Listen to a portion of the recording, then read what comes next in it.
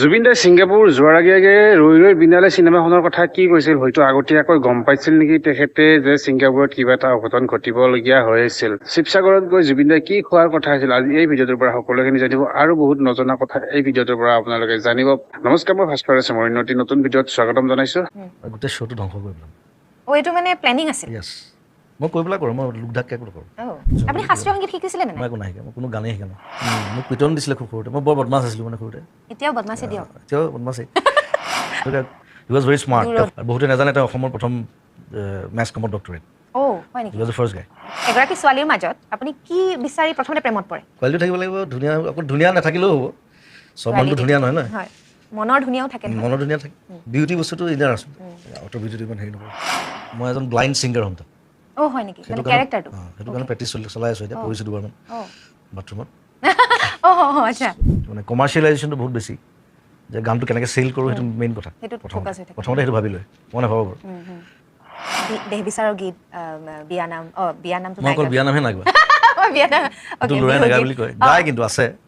পুনৰ এটি নতুন খণ্ডলৈ যাত্ৰাৰ ৰেণমুত মই আইচেংফা আটাইলৈকে আদৰণি জনাইছোঁ। আজিও আমাৰ যাত্ৰাৰ ৰেণমু বিৰাট উখল মাখল। তাৰ কাৰণটো নিশ্চয় আমাৰ সেই থাম্বনেইলখন দেখি আপোনালোকে অনুমান কৰিব পাৰিছেই আচলতে কাৰ ফটো লাগি আছে। আৰু লগতে ইমান ডাঙৰ এটা ক্লু দিছোঁ, ইমান ধুনীয়া এটি গীত গাইছোঁ। কাৰ গীত হ'ব পাৰে বাৰু, কোন অতিথি হ'ব পাৰে বাৰু, সকলোৱে জানিলোঁ। মই কিন্তু তেওঁৰ বিষয়ে নোকোৱাকৈ থাকিব নোৱাৰোঁ। নিজকে এগৰাকী কমৰেড বুলি পৰিচয় দি ভাল পোৱা তেখেত হ'ল একাধাৰে এগৰাকী গায়ক, অভিনেতা, গীতিকাৰ, সুৰকাৰ, সংগীত পৰিচালক, সমাজ সেৱক আৰু কি নাই তেওঁৰ নামটোত। আচলতে তেওঁ এগৰাকী প্ৰকৃতাৰ্থত শিল্পী। সেই যে ৯০ দশকৰ পৰা আজিৰ তাৰিখলৈকে অসমৰ প্ৰতিগৰাকী সংগীত প্ৰেমীৰ বুকুত মৰমেৰে শিপাই থকা তেখেত হ'ল এগৰাকী সুন্দৰ শিল্পী। সুন্দৰৰ সাধক তেখেত, মানৱ দৰদী এক ব্যক্তিত্বৰ অধিকাৰী তেখেত। সেই গান পাগল মানুহজন আজি আমাৰ যাত্ৰাৰ ৰেণমুত মোৰ তেনেই কাষতে বহি আছে। হয়, সমগ্ৰ অসমবাসীৰ হিয়াৰ আমঠু আৰু সকলোৰে শ্ৰদ্ধাৰ আৰু মই যাৰ আটাইতকৈ বেছি অনুৰাগী, কি বুলি কওঁ, নামি যাৰ পৰিচয় দ্য জুবিন গাৰ্গ ওৰফে গল্ডিদা। গল্ডিদা, আপোনাক মোৰ ৰেণমুলৈ ৱেলকাম জনাইছোঁ, যাত্ৰাৰ ৰেণমুলৈ স্বাগতম। আৰু একেবাৰে আৰম্ভতে আপোনাক বহুত বেছি আজি বেলেগ ধৰণৰ লাগিছে, বিকজ আপুনি ব্লেড এখন পিন্ধি আহিছে চশমা খাই। মোৰ চশমা কালেকশ্যনবোৰ অলপ বেলেগ, চ' বেলেগ য'ত য'ত পাওঁ উঠাওঁ, আৰু কিছুমানে দিয়েও, গিফ্টটো দিয়ে, অলপ বেলেগ দেখিলে মোক দি থৈ যায়। এইখন কোনোবাই দিছেনে আপুনি? এখন দিয়া, মোৰ ফ্ৰেণ্ড এজন খুব ভাল, সেইদিনা ষ্টুডিঅ'ত আহি দি থৈ গৈছে। আৰু মাজতে জুবলিৰ হাজবেণ্ডে দিলে এযোৰ, সেইযোৰ আকৌ গ্লাছেই নাই, সেইযোৰ দেখিছিলোঁ, ডব্লিউ টাইপ, পেকুলিয়াৰ। এয়া যে অকণমান ফাক ফাক আছে, সেইটোৱে দেখে নে গোটেই গ্লাছখনেৰে দেখে? নাই, গোটেই গ্লাছখনে দেখে। অকণমান দেখাই দিয়কচোন এনেকৈ, আমাৰ জুম কৰি আমাৰ কেমেৰাত চাওঁ কেনেকুৱা। ইটছ লাইক এ ব্লেড আৰু। এইখন বাৰু আমাৰ যাত্ৰাত প্ৰথম এতিয়া ডিছপ্লে হ'ব। এখন পিন্ধাই নাই, মাজে দেখিছেনে? ষ্টুডিঅ'ৰ পৰা। এতিয়া প্ৰথম কথা, মই প্ৰশ্ন সোধাৰ ধৃষ্টতা কৰিবলৈ নাযাওঁ, তথাপি প্ৰশ্ন সুধিব লাগিব, সেয়া সহযাত্ৰীসকলৰ কাৰণে। মই সহযাত্ৰী বুলি কওঁ কাৰণ আমাৰ অনুষ্ঠানটোৰ যাত্ৰা চেনেলটোৰ নাম, গতিকে যাত্ৰাত সদায় সহযাত্ৰী হয়। একেবাৰে আহি আপোনাৰ ইচ্ছামতে কিবা এটা ক'বলৈ যি মন গৈছে সেয়াৰে আৰম্ভ কৰিছোঁ। মানে মই একো নুসুধাকৈ আপোনাক কিবা এটা উত্তৰ দিয়ক না। এইটো এতিয়া পৰ্টেল চেনেল হৈ আছে ন? নহয়, এইটো হৈছে এটা ইউটিউব চেনেলটোৰ নাম যাত্ৰা, আৰু এই ঘৰটোৰ নাম মই এনেকৈ যে সজাইছোঁ ৰেণমু মানে আইচেংফাটো যেনেকৈ টাই ভাষাৰ শব্দ, ৰেণ মানে ঘৰ আৰু মৌ মানে নতুন ঘৰ অসমীয়াত। ঠিক আছে, মোৰ শুভকামনা জনাইছোঁ, ভালকৈ কাম হওক, ধুনীয়া ভাল বস্তু দেখক মানুহে ইউটিউবত। আৰু পডকাষ্ট বুলি কয় নহয়, নতুন টাৰ্মছ মই ইমান নাজানো বুলি। চ' এনেই দেখি থাকোঁ, চবে কৰি থাকে কোনোবাই। চ' ভাল কাম হওক, মানুহে ভাল পাব। মই আৰম্ভণি মানে এনেকুৱা হৈছে, প্ৰথম চাগে আপুনি এজ এ ছিংগাৰ প্ৰথম ইয়ালৈ আহিছে। এজ এ ছিংগাৰ বুলি নকওঁ, আপুনি আচলতে শিল্পী শব্দটো বহুত বেছি গধুৰ। এনেকুৱা হেৰিলে মই প্ৰথম আহিছোঁ, একদম সেইটো মই বহুতে কামুৰি থাকে, মই ক'তো যোৱা নাই, প্ৰথম ইয়াত আহিছোঁ। এবাৰতে পাইছোঁ সহযাত্ৰীসকলক, সেয়া কওঁ মই ধন্য, অনাৰ্ড ফিল কৰিছোঁ। আৰু thank you so' much. Thank ইউটো মানে খুব সৰু এটা শব্দ হৈ গৈছে। ক'ৰ পৰা যে আৰম্ভ কৰোঁ সঁচাকৈ অকণমান নাৰ্ভাছ হৈছোঁ, তথাপি অকণমান আপোনাৰ আগৰ সময়খিনিলৈ যাওঁ। সেইখিনি সময় আপুনি বৰহাটখনলৈ যাওঁ। বৰহাট শিৱসাগৰৰ পূব প্ৰান্তত থকা এখন সৰু ঠাই। সেইখন ঠাই আপোনাৰ ককা দেউতাৰ ঘৰ আছিল, আৰু আটাইতকৈ এটা মই ফিতাহী মাৰোঁ সৰুৰে পৰা, আৰু মোৰ ককা দেউতাৰ ঘৰখনো বৰহাটত। মানে মোৰ মা দেউতাৰ ঘৰ তাত আছিল, আৰু আপোনাৰ ককা দেউতাৰ নাম কুমুদ বৰঠাকুৰ আছিল, নহয় জানো? আৰু দেউতা মোহিনীমোহন বৰঠাকুৰ, লেখক হিচাপে কপিল ঠাকুৰ। গতিকে আপোনাৰ প্ৰতি অনুৰাগ জন্ম হোৱাৰ কাৰণ বহুতো, কৌতূহলী হোৱাৰ কাৰণ বহুতো, যদিও সেই অনামিকা, মায়া, আশা এইবিলাকৰ মানে বিশেষ আবেদনটো আছিলেই, কিন্তু সেই সৰুৰে পৰা মাহঁতৰ মুখত, এনাইৰ মুখত, মাৰ মাকক এনাই বুলি কওঁ। গতিকে সেয়া কপিল ঠাকুৰ আপোনাৰ দেউতা আৰু মোৰ মাৰ ককায়েক নিচাদেউ বুলি কওঁ, একেলগে হাইস্কুলত পঢ়িছিলে বৰহাটত। গতিকে গুপ্ত হত্যাৰ সময়ত আমাৰ নিচাদেউক হত্যা কৰা হৈছিল, কাৰণটো আমি গম নাপালোঁ। বহু পিছত যেতিয়া আপোনাৰ দেউতাই গম পালে, তেওঁ যিহেতু লেখা মেলা কৰে, এখন পেপাৰত খুব ধুনীয়াকৈ বন্ধুৰ বিষয়ে লিখা এটা দিছিল, সেইখিনিৰ বাবে তেওঁক থেংক ইউ জনাইছোঁ এই ক্ষেত্ৰে। আৰু তেখেতৰ নাম কি আছিলে? অতুল গগৈ। আচ্ছা, বহু আগৰ কথা আৰু বহু বছৰ আগৰ কথা, নোলালে কথাটো কি হ'ল কি নাই। এনাই আমাৰ 100 বছৰত ঢুকাইছে, কিন্তু 95-96 ইয়াৰ্ছলৈকে এনাই মানে আপোনাক নাতি বুলি কয়, কাৰণ একেলগে পঢ়া আছিল যে। নাতি, মোৰ নাতি ল'ৰা, আৰু ৰেডিঅ' এটা লৈ ফুৰে, অকল তাত পাখি পাখি এই মন, ৰেডিঅ'ত সেইটোৱে শুনে, গতিকে ইমান আধুনিক আছিলে। আপোনাৰ গান প্ৰিয় মানে মোৰ নাতি ল'ৰা। চ' সেই অকণমান স্মৃতি, আপুনি তাত আছিল নে? বৰহাটত মই থকা নাই, কিন্তু যোৱা হয়। এতিয়া মই অলপ দিন আগতে গৈ আহিছোঁ তাত। মোৰ খুৰা ল'ৰাটো ঢুকালে অলপ দিন আগতে। চ' তেতিয়া মই যাব নোৱাৰিলোঁ, কিন্তু ঢুকুৱা কেইদিনমান আগতে মই প্ৰগ্ৰেমত যাওঁতে অকণমান দেৰি সোমালোঁ, তেতিয়া তাক লগ পাইছিলোঁ। আৰু খুৰাৰ ছোৱালীকেইজনী আহি থাকে মোৰ ওচৰলৈ, আমাৰ ঘৰলৈ আহে। চ' ৰিলেশ্যনটো আছে ধুনীয়া। আৰু বৰহাটখন আচলতে, বৰহাটখন মোৰ ককাৰ ছেকেণ্ড ঘৰে। আমাৰ অৰিজিনেল ঘৰ হৈছে তামুলীচিগা জাজি, তাত একদম গোটেই ফাউণ্ডেশ্যনটো তাত। পিছত ককাই গৈ তাত ঘৰ পাতিলে, আৰু ককাৰ 2জনী ঘৈণীয়েক আছিলে। চ' 2খন ঘৰ কৰিলে। এখন ঘৰ মানে বৰহাটত? বৰহাটত সেই ছেকেণ্ড ঘৰখন বৰহাট, তাত সৰু এটা আছিলে, ডাঙৰ এটাও আছিলে। এইটো নতুন কথা এইটো। আৰু জাজিত একদম আচল ঘৰখন জাজিত আছে এতিয়া। এই যে মই শুনিছোঁ ৰেণু বৰঠাকুৰ, বিনু পেহী, ৰেণু শৰ্মা, ৰেণু শৰ্মা, বিনু মাহী, মোৰ জেঠাই পেহী। ৰেণু জেঠাই হৈছে আটাইতকৈ ডাঙৰ, তাৰপিছতে মোৰ দেউতা। মানে আমি শুনো আৰু এনাৰ মুখত যে সাংস্কৃতিক আপোনালোকৰ পৰিয়ালটোৰ আমাৰ পৰিয়ালটো বৰ দিগদাৰ। মানে মোৰ ককাৰ 16টা ল'ৰা ছোৱালী, 2জনী ঘৈণীয়েক, ডাঙৰজনী 10টা, সৰুজনী 6টা। চ' মই কিছুমান এতিয়া মোৰ কাজিন মই চিনি নাপাওঁ ভালকৈ। বহুত দিনৰ মূৰত দেখোঁ, লগ পাওঁ, মই আমুকৰ পুতেক। অ'কে, সিদিনা এটা সৰু পেহীটো ল'ৰাটো পাইছোঁ ইয়াত চিকমিক ষ্টুডিঅ' ওচৰত। মই তাক মুখখন অলপ চিনাকি লাগিছে, সি হাঁহি আছে। সেইবিলাক ক'লে মই জুনুকা পেহীৰ ল'ৰা। ডাঙৰ পৰিয়াল যে, প্ৰকাণ্ড পৰিয়াল, মোৰ দিগদাৰ। তেতিয়াহ'লে আপোনাৰ জন্ম ক'ত হৈছিল? বহুতে জানে, তথাপিও মোৰ জন্ম তুৰা, মোৰ মেঘালয়ত। তেতিয়া মা দেউতাই তাত চাকৰি কৰিছিলে। চ' যোৰহাটত বিয়া হৈ পেলাই তুৰাত গ'ল, তাত মোৰ জন্ম। তাৰপিছত আমি আহিলোঁ তেজপুৰ ট্ৰান্সফাৰ হ'ল, তাৰপিছত যোৰহাট, তাৰপিছত দেউতাই ACS পালে, তাৰপিছত কৰিমগঞ্জ গুচি গ'লোঁ। মই ঘূৰিয়ে ফুৰা আৰু আচলতে সেই চাকৰি সূত্ৰে আপুনি বহু ঠাই, বিভিন্ন জেগা আৰু। এতিয়া মই আপুনি এঠাইত কৈছিলে জুবিন নামটোৰ অৰ্থ তৰোৱাল, নহয়? তৰোৱাল এইটো মানে হেৰি পাৰ্চীবিলাকৰ যিজন ভগৱান, আহুৰা মেজদা বুলি কয় তাত। আহুৰা মেজদাৰ তৰোৱালখনৰ নাম জুবিন। তো এতিয়া যদি মই ভাবি লওঁ জুবিন গাৰ্গ মানে তৰোৱাল, এখন তৰোৱাল। আগতে আমাক তৰ্ক প্ৰতিযোগিতাবিলাকত দিয়ে তৰোৱালৰ ধাৰ বেছি নে কলমৰ ধাৰ বেছি। আপুনি যদি নিজকে এতিয়া তৰোৱাল এখন বুলি ভাবে, চ' আপুনি কলমৰ ধাৰটো বেছি বুলি ক'ব নে জুবিন গাৰ্গৰ ধাৰ বেছি? নহয়, এতিয়া মোৰ দুইটাই আছে। মই গানো লিখোঁ, সেইটোৱে যদি মই চুজ কৰিব কওঁ আপোনাক, গানো গাওঁ, চিনেমাও কৰি আছোঁ। চ' সেইটো ক'বলৈ একো নাই, সেইটো মানুহে অনুভৱ কৰিব আৰু মই নিজে কি ক'ম, নিজে নিজৰ কথা নকওঁ। সেইটো সহযাত্ৰী সকলোলৈ এৰিলোঁ। আৰু এটা কথা, আপোনাৰ যিবিলাক 90 দশকৰ পৰা যিখিনি গান, তাৰ আবেদন আৰু এতিয়া গানখিনি আবেদনৰ মাজত আপুনি নিজে কিবা পাৰ্থক্য ফিল কৰে নেকি? পাৰ্থক্যটো কাৰণ আছে। কাৰণ টাইম চেঞ্জেছ, টেষ্ট চেঞ্জ হৈ যায় মানুহৰ, music changes, cinema changes, everything is changing. So' সেইকাৰণে মই টাইম ৱাইজ প্ৰত্যেক 10 বছৰে মই মিউজিকৰ লেংগুৱেজটো চেঞ্জ কৰি আছোঁ। মোৰ লিখাৰ ধৰণ চেঞ্জ হৈছে, মোৰ মিউজিকৰ ধৰণ চেঞ্জ হৈছে, নতুন ইনষ্ট্ৰুমেণ্ট পাইছোঁ, নতুন ছফ্টৱেৰ পাইছোঁ। চিনেমাত সোমালোঁ, এতিয়া চিনেমাক লৈ পেলাই লাগি আছোঁ। চ' অলমষ্ট প্ৰত্যেক 10 বছৰে মোৰ 30 বছৰ হ'ল এতিয়া গোটেই ইণ্ডাষ্ট্ৰীত। 10 বছৰে মই যিমান পাৰোঁ চেঞ্জ কৰি গৈ আছোঁ। আৰু যি চেঞ্জ কৰিব নাজানে সি কিন্তু নাইকিয়া হৈ যায়। প্ৰথম কথা হ'ল you have to change yourself. একেটা বস্তুতে থাকি যাওঁ মই, মানে নদীৰ নিচিনা হ'ব লাগে, ফ্ল'ই। পুখুৰী পানী আৰু নদীৰ মাজত বহুত পাৰ্থক্য থাকে। তথাপিও আপোনাৰ গানখিনিক লৈ অকণমান আমাৰ প্ৰজন্ম বুলিয়ে কওঁ আৰু এতিয়া আমাৰ ল'ৰা ছোৱালীখিনিৰ মাজতে শুনি থাকোঁ, ক'ৰবাত সেই আবেদনটো আছে, কিন্তু যেন আপোনাৰ আগৰ মাতটোৰ প্ৰতি আমি বেছি আকৃষ্ট আছিলোঁ, এতিয়া যেন অকণ মাতটো চেঞ্জ হৈছে। সেইটো ভইচ চেঞ্জ হয়, ভইচটো অকণমান চেঞ্জ হয়, বয়সৰ লগত বেলেগ কথা। বেছটো বাঢ়ে, ল'টো বেছি হৈ যায়। আৰু মই সাধাৰণতে খুব বেছি হাই গোৱা ছিংগাৰ আছিলোঁ, এতিয়াও হাই গাই থাকোঁ। তথাপি আৰু খালি মই আগতেই ক'লোঁ, এইটো গানৰ মানে ষ্টাইলবোৰ চেঞ্জ হৈ গৈ আছে এতিয়া।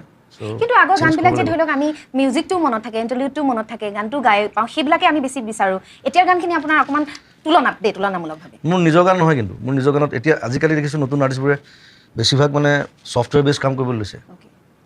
এই ফ্ৰুটি লুপ ষ্টুডিঅ' হওক, কিবা হওক, সেইবোৰ বেছি ইউজ কৰে। সেইবোৰ তাত বেছি মিউজিক কৰিবলগীয়া নাথাকে, মানে চব পাই যায়, লগাই দিয়ে। কিন্তু মই অকল চাগে ইয়াত যি অকল একাষ্টিক কাম কৰোঁ, মই কাৰণে ষ্টুডিঅ'ত তেনেকৈ বনাই লৈছোঁ। মোক মানে মই চিটাৰ লাগিলে মই চিটাৰ ইউজ কৰিম, বাঁহী লাগিলে বাঁহী ইউজ কৰিম, ক'ৰবাত কাটি পেলাই নলগাওঁ। চ' মোৰ তুমি ৰিচেণ্ট যিমান চিনেমা গান আছে চবতে দেখিবা গোটেই একাষ্টিকৰ পৰিব। গিটাৰ লাগিলে মই গিটাৰ ইউজ কৰিম, ন' পেটাৰ্ণ। আৰু মই ছেশ্যন কৰোঁ, আজিকালি ছেশ্যন মিউজিক কোনো নকৰে। ঘৰতে বহিলে, বনালে, আনিলে, দৰকাৰ হ'লে কোনোবা এটাক বজোৱালে। কিন্তু মোৰ তেনেকুৱা নহয়, মই গোটেই মিউজিচিয়ান মাতোঁ, বহোঁ, আড্ডা, খানা, ছেশ্যন আজিকালি কোনো নকৰে। মই 5-6জন মিউজিচিয়ান মাতোঁ। সেইটো অলপ পুৰণি ষ্টাইল, কিন্তু দেই এইটো নতুন ষ্টাইল নহয়, আজিকালি বম্বেটো নকৰে। সেইটো কি পজিটিভ হেৰি হয়? সেইটো তেতিয়া সেই আড্ডাটো যে হয়, তাত ইনভলভমেণ্ট এটা হয় গানটো লৈ। আৰু মই এতিয়া বেছিকৈ চিনেমাৰ কাম কৰি আছোঁ, চ' চিনেমাত মোক ইনভলভমেণ্ট লাগিবই, বিকজ স্ক্ৰীণ ৱাইজ, চিন ৱাইজ, চ' ড্ৰামা চব কথা বস্তু থাকে। চ' সেইটো এনেই ফোনত বুজাই দিলে নহয়, সেইটো বহি পেলাই আড্ডা মাৰিব লাগিব, ডিছকাছ কৰিব লাগিব। সেইকাৰণে মই টাইম লওঁ, মই এটা গান 7 দিন 8 দিন লওঁ।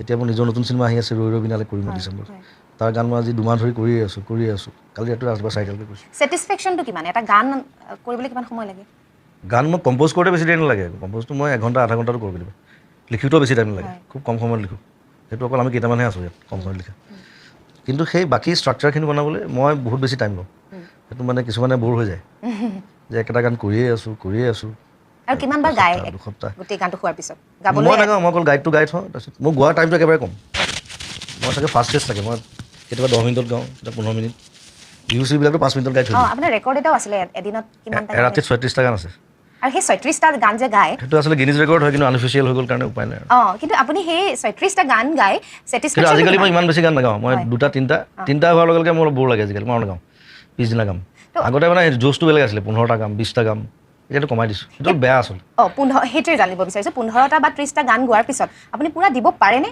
সুখী হৈ আহেনে একেবাৰে গান গাইনে তাৰপিছত অকণমান ভাগৰ লাগে আৰু শুব লাগিব তেতিয়া আকৌ 10-12 ঘণ্টা ইমান ষ্টেজ দিয়া দৰকাৰ নাই ন ইমান সোপা গান গালোঁ আৰু লাহে লাহে গাই থাকিম এতিয়া ধুনীয়াকৈ কালিও গাইছোঁ মই 3টা গান গাইছোঁ কালি আজি নাই বাৰু আজি মই ৰখা নাই আজি এইটো প্ৰগ্ৰামৰ কাৰণে ৰখা নাই কিন্তু বেলেগ আৰু এটা কিবা এটা আছে ইয়াত থেংক ইউ আৰু সেই যে গান ইমান গানৰ পৃথিৱীখনক এনেধৰণে ৰজা এজন হৈ আছে গানৰ পৃথিৱীখনত অসমৰ একদম আৰম্ভণিতে সৰুতে সেইটো লক্ষ্য বান্ধি লৈছিলে নে গানৰ পৃথিৱীলৈ যাম নেকি আপুনি প্ৰথমতে তবলা বজাইছিলে হয়তো মোক কিন্তু মোক ঘৰত মানে সদায় মিউজিকতহে জোৰ দিছিলে মানে পঢ়াত মই ভাল আছিলোঁ বাৰু কিন্তু সদায় ফাৰ্ষ্ট ছেকেণ্ডে হওঁ কিন্তু মানে মেট্ৰিক পাছ কৰাৰ পিছত মোক আৰু পঢ়াৰ কথা ইমান নোকোৱা হ'ল আৰু দেখিলে যে ইয়াৰ লাভ নাই এইটোতে যাব আৰু মই কৰি দিলোঁ ঘৰত মই যি কৰোঁ মিউজিকত কৰিম মই ডক্টৰ ইঞ্জিনিয়াৰ হ'বলৈ নাই এইবোৰ মোক নক'বা কেতিয়াও মই এটা ডিগ্ৰী মই BSc নপঢ়িলোঁ বাদ দিলোঁ আধা পঢ়িবলৈ চ' মই এইটো টাৰ্গেট কৰি লৈছিলোঁ মই এইটো হ'মেই কিন্তু ছিংগাৰ হ'ম বুলি ভবা নাছিলোঁ বা চিনেমা বনাম বুলি ভবা নাছিলোঁ কিন্তু এজ এ মিউজিক ডিৰেক্টৰ যে মই এষ্টাব্লিছ হ'ম সেইটো মই কনফিডেণ্ট আছিলোঁ আৰু সেইটো আজি পুৰা আপুনি প্ৰতিপন্ন কৰিছে এটা প্ৰশ্ন মই অকণমান লিখি লৈছোঁ মানে অকণমান কথাবিলাক গভীৰ ডক্টৰ ভূপেন হাজৰিকাৰ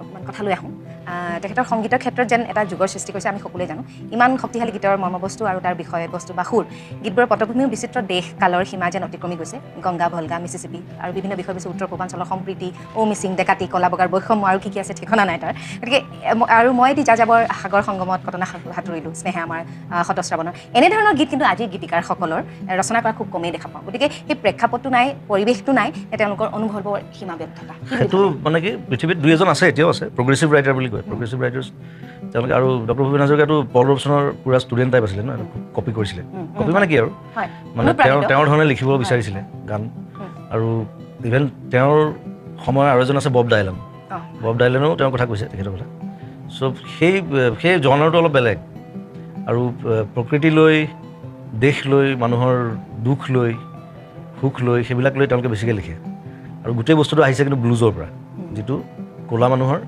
দুখৰ সংগীত ব্লুজ চ' গোটেই বস্তুটো ব্লুজৰ অৰিয়েণ্টেশ্যন তেতিয়া আমাৰ ইয়াত ব্লুজ ইমান চিনি নাপায় ভূপেন হাজৰিকা হি ৱাজ ভেৰি স্মাৰ্ট তেওঁ শুনিছিলে সেইবিলাক আৰু বাহিৰত গৈ পঢ়িছিলে আৰু বহুতে নাজানে তেওঁ অসমৰ প্ৰথম মেছ কমত doctorate he was the first গাই তেতিয়া মেছ কম কোনো চিনিয়ে নাপায় তেওঁ যেতিয়া গৈছে চ' পিছত আমি গম পালোঁ যে মেছ কমৰ প্ৰথম ডক্টৰেট ডক্টৰ ভূপেন হাজৰিকা এইটো বহুত মেছ কম ষ্টুডেণ্টো নাজানে মই সুধিছোঁ চ' তেওঁ সেই ক্ষেত্ৰত খুব প্ৰগ্ৰেছিভ আছিলে আৰু হি ৱাজ ভেৰি স্মাৰ্ট ইণ্টেলিজেণ্ট আৰু লিখনিটো খুব ভাল চ' তেওঁ সেই ধৰণে গোটেই তেওঁৰ গতিটো তেওঁ লৈ গ'ল চ' সেইকাৰণে তেওঁ অমৰ হৈ আছে এতিয়া মানে সেই অনুভৱখিনি নাই কাৰণে হয়তো সৃষ্টি নহয় নেকি বহুতে নহয় ইটছ ভেৰি কমাৰ্চিয়েল নাও এতিয়া বেছিভাগ কাম মানে মই কি ক'ম এতিয়া ডিজিটেল মিডিয়া হৈ থাকিলে গোটেই কাৰবাৰটো ৰেকৰ্ডো নাই কেছেটো নাই চিডিও নাই পেইন ড্ৰাইভো নাইকিয়া হৈ গ'ল so' everything you can get in one click so' আৰু সেই ধৰণে মিউজিক কৰিছে চবে আৰু মানে কমাৰ্চিয়েলাইজেশ্যনটো বহুত বেছি যে গানটো কেনেকৈ চেল কৰোঁ সেইটো মেইন কথা প্ৰথমতে সেইটো ভাবি লয় মই নাভাবোঁ বাৰু প্ৰথমতে সেইটো ভাবে গানটো কৰে সেইকাৰণে গানবোৰ সেই তেনেকুৱা হয় আৰু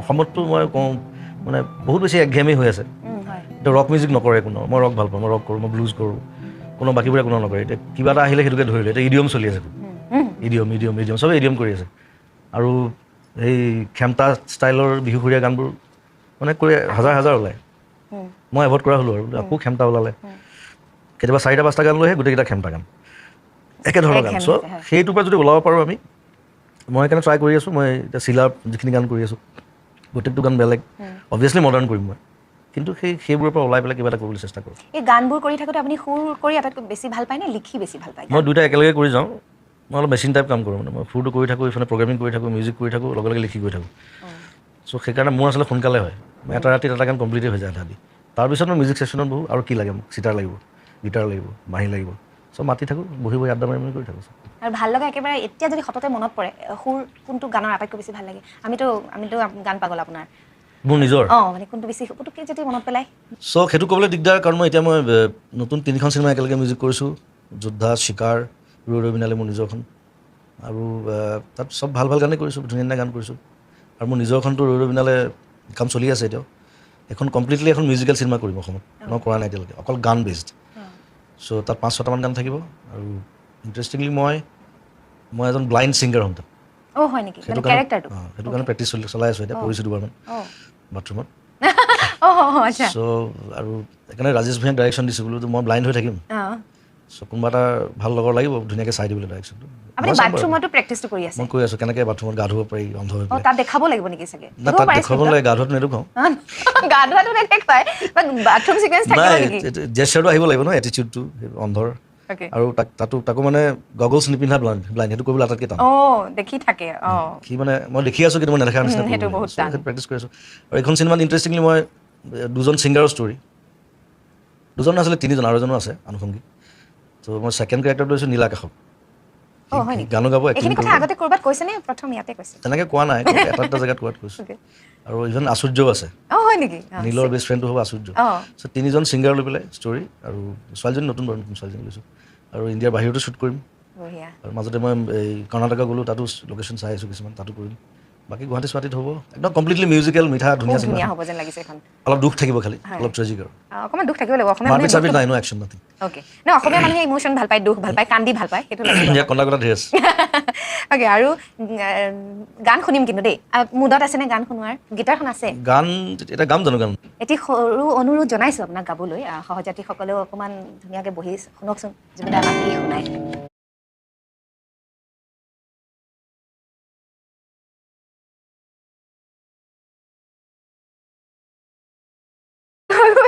my god মই ইমান ধুনীয়া সেইটো সময়ত মানে মোৰ বম্বে ঘৰত এটা হাৰমনিয়াম আছে সেইটো মই লৈ আহিলোঁ মানে মোৰ হস্পিটেলত থাকোঁতে একো কথা মনত নাই কাৰোক চিনি নাপাওঁ তেনেকুৱা হৈ গৈছিল অলমষ্ট গজিলি খালি মোৰ মেনেজাৰ সিদ্ধাৰ্থক ক'লোঁ মোৰ ঘৰত হাৰমনিয়াম আছে লৈ আহ আৰু মোক ধৰি থাকিব লাগে ওলাই ল'ম আৰু মই এট্ৰপি বুলি কয় এইটো বুঢ়া বয়সত হয় মোৰ সোনকালে হৈছে তাৰপিছত আৰু হাৰমনিয়ামটো আনি দিলে সেইদিনা বহি পেলাই 4টা গান কৰিলোঁ কৰি গৰিমা ৰেকৰ্ড কৰি আছে তাৰপিছত মই কৈ আছোঁ যে এইটো গান শেখৰক পঠা এটা গান পাপুক পঠাইছোঁ এটা গান আৰু কাৰোবাক পঠাইছোঁ চ' সেইধৰণে ভগাই দিলোঁ গানকেইটা তাৰপিছত গানকেইটা ৰেডি হ'ল তাৰপিছত এতিয়া মিক্সিং চিক্সিং হৈ গ'ল বাৰু খালি ভিডিঅ'কেইটা কৰিব লাগিব অলপ গৰমটো কমিলে ইমান আবেদন আছে গানটোত ইমান ধুনীয়া সেইকাৰণে ভিডিঅ' কনচেপ্টটো মই তেনেকৈ ভাবিছোঁ পুৰণা মই স্পীচলেছ হৈছোঁ আৰু মই বেছি আজি একো ক'ব পৰা নাই অকল আজি জুবিন দাৰ পৰা শুনিম আপোনাৰ মানে ভাল লগা গানবিলাক ভাল লগা কাৰণবোৰ আপুনি কি বুলি ভাবে এটাতো উচ্চাৰণ সেইটো মানে মই উচ্চাৰণটো ভালকৈ কৈছোঁ নে শব্দটো উচ্চাৰণ সেইটো এটা কাৰণ হয় সেইটো আমি জানোৱেই সেইটো টানি একদম হৃদয়ত চুই যায় আৰু বেলেগ কি কাৰণ বুলি ভাবিব পাৰে আপোনাৰ গান ভাল পোৱা সেইটো সৰুতে দেউতাই শিকালে মানে ডিকশ্যনটো দেউতা ইংলিছৰ মানুহ উৰ্দুও জানে সংস্কৃত পঢ়ে চ' মোক গোটেই সবা লেচন দি দিলে একেলগে সংস্কৃতো পঢ়াইছে উৰ্দুও শিকালে অলপ হিন্দীটো বাৰু শিকিছোঁ ইংলিছ দেউতা সদায় কয় যে যিটো ভাষা কওঁ সেইটো তেনেকৈ কবি বেয়া নহয় যাতে শুনিবলৈ বেংগলী চব সেইধৰণে সেই মোৰ ৰিক্ৰিয়েশ্যনটো তেনেকৈ হ'ল দেউতাৰ ফালৰ পৰা ঘৰত কিন্তু কোনোবাই ক'লেও নিজৰ যদি সেই অনুৰাগটো নাথাকে ভাষাটোৰ প্ৰতি আপোনাৰ এক্সাৰচাইজ এটা নিজৰ ফালৰ পৰা যদি নাথাকে শিকাৰ স্পৃহাটো থাকিব চ' সেইটো আছিলে চাগে সৰুৰ পৰা আৰু এতিয়াও আছে শিকি আছোঁ এতিয়া চ' সেইটো এটা কাৰণ বুলি ভাবোঁ আৰু মোৰ মেলোডি লাইনবিলাক অলপ বেলেগ অন্য লগত নিমিলে চব সেইটো কাৰণে চাগে মই ওলাই আহিলোঁ এনেকৈ আৰু প্ৰত্যেক দিনাই নতুন কিবা এটা কৰিবলৈ চেষ্টা এটা থাকে মানে আপোনাৰ গানবোৰ শুনিলে আপোনাৰ গান শুনি আমাৰ কিবা এটা সৃষ্টি হয় সেইটো বৰ ডাঙৰ কথা আৰু এইখিনিতে সুধোঁ যে আমি যেনেকৈ হেডফোন লৈ পিনে আপোনাৰ গানবোৰ শুনো আপুনি আজৰি পৰত যেতিয়া গান শুনে নিজৰ গান শুনে নে নাই মই হেডফোনত নুশুনো য'তেই হ'লেও ষ্টুডিঅ'ত কেতিয়াবা মিক্স কৰাৰ পিছত মানে হেৰি কৰিবৰ কাৰণে ডিচিশ্যন ল'বৰ কাৰণে হেডফোনত শুনা হয় হেডফোন মই একেবাৰে ইউজ নকৰোঁ গাড়ীত শুনো কিন্তু গাড়ীত সেইকাৰণে মোৰ চাউণ্ড চিষ্টেমটো সদায় ভাল থাকে আৰু গান এটা মিক্স কৰি পঠোৱাৰ পিছত আজিও এটা গান পঠাইছে মই সদায় গাড়ীত শুনো প্ৰথমতে যদি গাড়ীত ভাল বাজে পৃথিৱীৰ চব জেগাত ভাল বাজে সেইটো এটা বেলেগ কথা মই কৈছোঁ যে আপোনাৰ গান শুনিবলৈ আজি বোলে গান এটা শুনো নিজৰ গান তেনেকৈ শুনে নে নাই মোৰ নিজৰ গান শুনা নহয় কিন্তু কাৰণ নিজে যেতিয়া গান এটা বনাওঁ মেক্সিকোলৈকে ইমানবাৰ শুনা হয় চ' তাৰপিছত আৰু মই আকৌ সেইটো শুনিবলৈ নিবিচাৰোঁ বেলেগত বাজিলে শুনি ভাল লাগে যে মানুহে শুনিছে আৰু সময় নাপাওঁ নহয় ইমান আকৌ বেলেগ এটা গানত লাগোৱেই সেইটো হয় চ' সেইটো এটা কাৰণ আৰু গান শুনি ভাল পাওঁ মই আনৰ গান কেতিয়াবা শুনেনে? শুনো অভিয়াছলি শুনো। মোৰ ফেভৰেট কিছুমান মানুহ আছে। পুৰণা গান মই বেছি শুনো, হিন্দী মানে 70s 60s এইবিলাক গান বেছি শুনো। আৰু ইংলিছটো অভিয়াছলি শুনো, ৱেষ্টাৰ্ণছ আৰু ৰক শুনো, ব্লুজ, জেজ শুনো, মানে মডাৰ্ণ জেজ, একদম অল্ড জেজটো মই ভাল নাপাওঁ। হিন্দী গান গাই কিমান ভাল পায়? বিভিন্ন দেশৰ মানে যিবিলাক ট্ৰেডিশ্যনেল মিউজিক, ফ'ক মিউজিক, সেইবিলাক মই শুনি ভাল পাওঁ। ফ'কৰ কথালৈ আহিছোৱে যেতিয়া, হিন্দীৰ কথালৈ আহিম বাৰু। মই প্ৰশ্নটো হেৰি কৰিছোঁ, আপুনি দেহ বিচাৰৰ গীত, বিয়ানাম, বিয়ানামটো মই অকল বিয়ানামহে নাই গোৱা, এইটো ল'ৰাই নাগায় বুলি কয়, গাই কিন্তু আছে, এইটো নাইকিয়া হৈ গ'ল এতিয়া। হয়, তো সেই যে ফ'ক গানখিনিৰ ভিতৰত আপুনি কোনটো আটাইতকৈ প্ৰাধান্য দিয়ে, আৰু এতিয়াৰ গোটেই আমাৰ অসমত সেইটোৰ কেনেধৰণৰ প্ৰভাৱ, মানে মানুহে চৰ্চাটো কৰাটো বিচাৰে? অসমৰ ফ'কটোতো অলৱেজ ৰিচ আৰু এইটো উপায় নাই। আৰু মোৰ গান শিকা নহ'লে লাইফত তেনেকৈ, মই পাৰ্কাশ্যনহে শিকিলোঁ। আপুনি শাস্ত্ৰীয় সংগীত শিকিছিলে নে? মই একো নাই শিকা, মই কোনো গানেই শিকা নাই। কিন্তু মই যেতিয়া বিজনীত আহিলোঁ তেতিয়া মই এজন ছাৰ পালোঁ, ৰমণী ৰায় ছাৰ, মোৰ ছেকেণ্ড গুৰু। প্ৰথম আছিলে ৰবীন বেনাৰ্জী, তাৰপিছত ৰমণী ৰায় ছাৰ। চ' ৰমণী ৰায় ছাৰে মোক কাৰণ মই কৰিমগঞ্জত 8 বছৰ আছোঁ, ক্লাছ 7লৈকে। চ' তাত মই অসমীয়া সংস্কৃতিত ইমান পোৱা নাই, কাৰণ তাত বেংগলী প্ৰাধান্য জেগা। কিন্তু এটা ভাল হ'ল যে মই ৰবীন্দ্ৰ সংগীত, নজৰুল গীতি এইবিলাক শিকিবলৈ পালোঁ তাত। শুনি শিকা, বাট পঢ়িবলৈ পালোঁ বেংগলী চব যিমানখিনি সাহিত্য আছে ভাল হ'ল। এই বিজনেছত অহাৰ পিছত ৰমণী ছাৰে মোক এই লোকগীত হওক, বৰগীত হওক, জ্যোতি সংগীত হওক, ৰাভা সংগীত হওক, এইবিলাকৰ লগত মোক নতুনকৈ পৰিচয় কৰাই দিলে। মই তেতিয়া ক্লাছ 8। চ' সেইটো এটা মোৰ মানে এটা এডভান্টেজ, যে ৰমণী ছাৰক পালোঁ। তাৰপিছত ছাৰে সেইখিনি শিকালে মোক প্ৰায় 3 বছৰ। তাৰপিছত তামোলপুৰ আহিলোঁ আকৌ। তামোলপুৰতো আহি মই এটা ধুনীয়া সাংস্কৃতিক পৰিৱেশ পালোঁ তাত। কেইবাজনো মোতকৈ ডাঙৰ বাৰু তেওঁলোক, ভাল ভাল ছিংগাৰ পালোঁ তাত, যি ফ'ক মিউজিক কৰে ভাল, দুতাৰা ডগৰ এইবিলাক দেখিলোঁ, শিকা আৰম্ভ কৰিলোঁ। চ' সেইখিনিয়ে মোৰ অস্ত্ৰ আৰু ৱেপন। আৰু অসমৰ তাৰপিছত মই অৱশ্যে 96 মানলৈকে মই মানে অসমীয়া ফ'ক গোৱা নাছিলোঁ, ইভেন মই বিহু গোৱা নাছিলোঁ। তেতিয়া অকল মডাৰ্ণ তাতে মই গুৰুত্ব দি আছিলোঁ। তেতিয়া মই চিনেমাতো সোমোৱা নাই, চিনেমাত মই 99ত সোমাইছোঁ। চ' খগেন গগৈ আৰু বিমান বৰুৱাই মোক জোৰ কৰিলে যে তই বিহু ভাল গাবি, তই বিহু গা, আপাৰ আচামৰ ল'ৰা। মই ক'লোঁ যে মোক কোনো কোৱা নাই আজিলৈকে, মই নিজেও বনোৱা নাই বিহু তেতিয়া। চ' তেওঁলোকেই কৰিলে মিউজিক। আৰু কেইবাটাও কেছেট হ'ল। প্ৰথম কেছেটটোৰ নাম মই নিজে পাহৰিলোঁ, সেইটো পইচা নিজে প্ৰডিউচ কৰিছিলোঁ। উজান প্ৰীতি, প্ৰথম বিহু কেছেট আছিলে। উজান প্ৰীতিৰ পিছত তাৰপিছত এইবিলাক আহিলে, জানমণি অঞ্জনা এইবিলাক। তাৰপিছত বিহুৰ এটা বেলেগ ধৰণৰ মাৰ্কেট ক্ৰিয়েট হ'ল। বিহুৰ মাৰ্কেট বহুত সৰু আছিলে তেতিয়ালৈকে। মই যেতিয়া গোৱা আৰম্ভ কৰিলোঁ, বছৰত 300-400 এনেকৈ বিহু গাওঁ। ঢেৰ প্ৰতিচাৰ ওলালে বিভিন্ন জেগাৰ পৰা। এতিয়া ষ্টুডিঅ'টো বিয়াঘৰ নিচিনা হৈ যায়, চবৰে 3টা গান 4টা গান, 3টা গান 4টা, মই গাই থাকোঁ আৰু 15টা 20টা। আৰু মাৰ্কেটখন ক্ৰিয়েট হৈ থাকিলে। এতিয়া বিহুৰ কেছেট যে 1.5 লাখ 2 লাখ চেল হ'ব, সেইটো কোনো ভবাই নাছিলে। তাৰপিছত মই ধৰিলোঁ আমাৰ লোকগীতত ধৰিলোঁ গোৱালপাৰীয়া লোকগীত, কামৰূপীয়া লোকগীত, সেইবিলাকো বহুত মানে হাজাৰ কেছেট চেল হৈছে। সেইটো এটা ভাল কথা যে ইণ্ডাষ্ট্ৰীখন গ্ৰ' হ'ল, বহুত মানুহে কাম পালে, ভাল ভাল কাম হ'ল, ষ্টুডিঅ'বিলাক গোটেই চলা আৰম্ভ হ'ল ধুনীয়াকৈ। চ' মই ভাবোঁ যে সেইটো আমাৰ এটা টিম ৱৰ্ক আছিলে, আৰু মই এটা তাত আনুষংগিক এটা অংশ এটা। কিন্তু গোটেই কাৰবাৰটো বৰ ধুনীয়া হৈছিল। তাৰপিছত যেতিয়া আৰু আকৌ পাইৰেচি আহিলে, চিডি উলিয়াটো চেচেই কৰি দিলে, আকৌ ড্ৰপ হৈ গ'ল গোটেই বস্তুটো। এতিয়া আৰু ডাউনলোড কৰে, তাত যিটো পইচা আহে সেইটোৱে আহে। তো এই যে কামটো কৰি থাকিব লাগিব। হয়, তো এই গোটেই গানময় হৈ আছে, গান আপোনাৰ জীৱনত নথকাহেঁতেন কি থাকিলেহেঁতেন, কি হ'লহেঁতেন? মই স্পৰ্টছমেন হ'লহেঁতেন। আপুনি ফুটবল খেলে? মই এতিয়াও খেলোঁ, ক্ৰিকেটো খেলোঁ। এইবাৰ পিছে ফুটবল খেলা নহ'লে ক্ৰিকেটে খেলা হ'ল বেছি। 5খন মেটচ খেলিছোঁ। ফুটবলটো মন আছে, এতিয়া আগষ্টত চাওঁ 4-5খন খেলিম।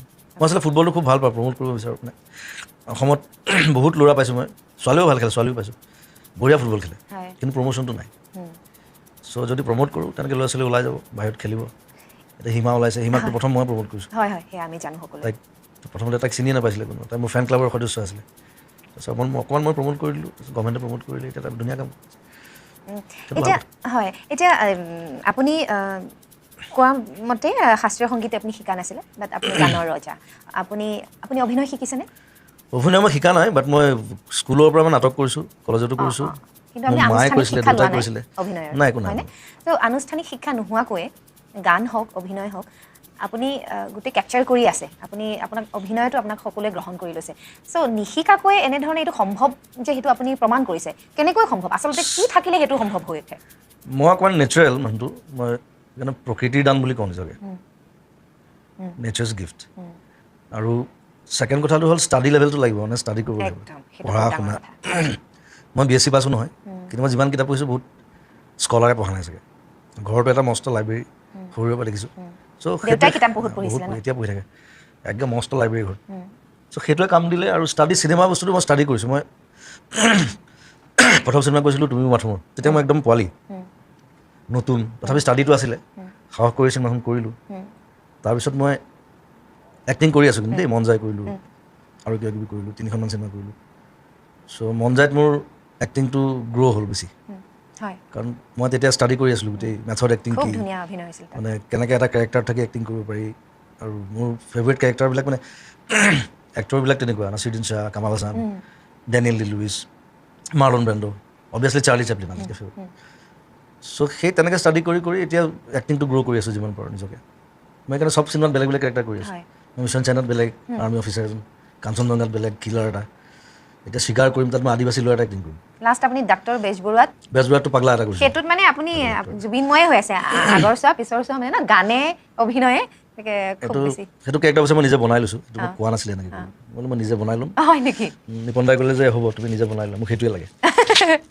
চ' সেইবিলাক তেনেকুৱা মানে ফ্ৰীডম পালে ভাল লাগে এতিয়া আকৌ মই আকৌ অৰিবিনালৈ ব্লাইণ্ড কৰিম সেইটো বেলেগ এটা ৰূপত চ' সেইধৰণে প্লেন কৰি আছোঁ আৰু মোৰ ৰিচেণ্টলি মোৰ প্ৰডিউচাৰ এগৰাকীৰ লগত কথা হ'ল মই 3-4 বছৰমান আগতে মই এনাউন্স কৰিছিলোঁ যে জুলুখন মই কৰিম জুলু এখন আটাইতকৈ ফেমাছ নভেল অসম ৰঞ্জু হাজৰিকাৰ সেইখনৰ প্ৰডিউচাৰৰ লগত কথা হ'ল এতিয়া কাৰণ সেইখন বাজেট বহুত বেছি মই অকলে নোৱাৰিম আমি দুজন আছোঁ আৰু এজন ডুবাইৰ প্ৰডিউচাৰ এগৰাকী আছে চ' সেইখন কৰিম খালি সেইখন মই ইংলিছ মাল্টিলিংগুৱেল কৰিম অলমষ্ট ইংলিছ কৰিম যাতে মই বাহিৰত কাৰণ ছাবজেক্টটো তেনেকুৱা বনৰীয়া ম'হ এটাৰ ওপৰত ইটছ এ লাভলি ষ্টৰী গতিকে সেই ধৰণে প্লেন কৰিছোঁ অহা বছৰ চাগে মই জুলু ষ্টাৰ্ট কৰিম মুঠতে আহিবলগীয়া আমি কেইখন চিনেমা ৰৈ আছে চিকাৰ আছে ৰৈ বিনালে আছে জুলু ইংলিছ আৰু এখন হিন্দী এখন প্লেন কৰি আছোঁ বঢ়িয়া ষ্টৰী এটা আৰু সেইখন অৱশ্যে নাম দিয়া নাই মই আৰু মই বেছিভাগ ষ্টৰী সপোনত পাওঁ সেইটো এটা ইণ্টাৰেষ্টিং কথা সেইটো আপুনি ক'ৰবাত কৈছিলে নেকি এবাৰ মোক সপোনত আহে ষ্টৰীটো মই ৰাতি জাপ মাৰি উঠি পেলাই আকৌ লগে লগে লিখি থয় চিনপচিছটা লিখি থৈ দিওঁ নহ'লে পাহৰি যোৱা যায় ন সপোন চ' পিছদিনা মোৰ হেল্প হয় আৰু এইটো হিন্দী ষ্টৰী এটা মই ভাবিছোঁ সেইটো সপোনত পোৱা ষ্টৰী পূৰ্বজন্মৰ ষ্টৰী এটা অলপ অদ্ভুত কাইণ্ড অফ ষ্টৰী সপোনত দেখিছিলে চাগে আপুনি পূৰ্বজন্মত কেতিয়াবা চাগে সেইটো প্লে কৰিছিলে হয়তো হ'বও পাৰে সেই কেৰেক্টাৰটো অলপ স্পৰ্টছ ৰিলেটেডো হয় কিন্তু ভাল ষ্টৰী আচ্ছা এতিয়া এইখিনিৰ মাজতে আৰু এটা কথা সুধোঁ আপুনি খুব মানৱ দৰদী আপুনি বহুতকে বহুত সহায় কৰে কিন্তু কেতিয়াবা কিছুমান মানুহৰ টকা পইচাৰে অজস্ৰ ভাণ্ডাৰ থাকিলেও সেই মনটো নাথাকে তেনেধৰণৰ কাম কৰি আপুনি কিমান সুখী হয় দিব পৰাটো আচলতে মানে নিজৰ ব্লাডত থাকিব লাগিব ইটছ এ মেণ্টেলিটি ধনী মানুহ ঢেৰ আছে কি পইচা দিয়ে ডেইলি এতিয়া মোৰ কথা হ'ল যে মই ডেইলি যিমান পইচা ঘটোঁ তাৰ আধাতকৈ বেছি পইচা মই বিলাওঁ কেতিয়াবা নিজৰ পকেটত পইচা নাইকিয়া হয় আৰু সেইটো কাৰণে মই মানে বহুত পইচা লৈ ফুৰিবলগীয়া হয় ডেইলি ক'ত কাক দিব লাগে একো ঠিক নাই আপোনাৰ টকা পইচা কোনে চায় কোনেও নাচায় আপোনাৰ সম্পত্তি কোনে চায় মেনেজাৰ চায় সেইবিলাক চায় প্ৰগ্ৰেম চাগে মই সেইবিলাক মই নাচাওঁ আকৌ সেইবোৰ তাহাঁতি শ্বৰ্ট আউট কৰে মই যিবিলাক মানে নিজে যিখিনি ঘটোঁ গান গাই ঘটোঁ বা মিউজিক কৰি ঘটোঁ সেইবোৰ পইচা সেইটো হিচাপ অকল মোৰ ওচৰত থাকে আৰু ঘৰৰ পৰা ওলাওঁতে সেইকাৰণে বেছি পইচা লৈ আহোঁ তাৰপিছত বিলাবিলাক গৈ থাকোঁ ডেইলি ঘৰৰ লগত মানুহ ৰৈ থাকে বেমাৰ আজাৰ পঢ়া শুনা কিবা কি থাকোঁ আৰু নাই আৰু লাষ্টত কেতিয়াবা নিজৰ পকেটত পইচা নাইকিয়া হয় আকৌ মই মোৰ ড্ৰাইভাৰটোৰ পৰা লওঁ চিকিউৰিটিৰ পৰা লওঁ গতিকে তেনেকুৱা এটা মানে হেপিনেছ মই ভাল পাওঁ হেপিনেছ তেনেকুৱা এটা মনত থকা মানে হেৰি আৰু যিটো আপুনি আটাইতকৈ সুখী হয় এইটো কাম কৰি লৈ হেপিনেছ আটাইতকৈ বেছি থাকে কিবা মনত পৰেনে তেনেকুৱা মই দি ভাল পাওঁ দিয়ে থাকোঁ দি ভাল পাওঁ আৰু কোনোবাই যদি অকণমান হেপিনেছ পায় সেইখিনিতে সুখী সেইটো মোৰ হেৰি আৰু আনন্দ সেইখিনি হৈছে আপুনি সুখী হোৱাৰ এটা জাৰ্ণি পথ আপুনি ক'ৰবাত কেতিয়াবা এনেকুৱা সেইটো আমাৰ ধৰণৰ ঘৰতো আছিলে আচলতে মই আগতে দেউতাহঁতকো দেখিছোঁ বিলাই ভাল পায় যা কিবা প্ৰব্লেম হ'লে দিবই আৰু আই থিংক যেতিয়া বিলাই তেতিয়া আকৌ সেইটো ঘূৰিও আহে সেইটো এটা it's a process it's nothing সেইকাৰণে সেইখিনি আপুনি পাইছে মই মোৰ ওচৰত 1 লাখ টকা থাকিলেও মই খাতিৰ নকৰোঁ চিন্তা নকৰে 1 টকা থাকিলেও মই চিন্তা নকৰোঁ সেইটো অকণমান ময়ো নকৰোঁ আহিব বুলি ভাবোঁ আৰু ক'ৰবাৰ পৰা ঘূৰি পকি আজি নাই কাইলৈ আহিব চ' এইবিলাক হৈছে ভাল লগা কাৰণ জীৱনটো জীয়াই থকাৰ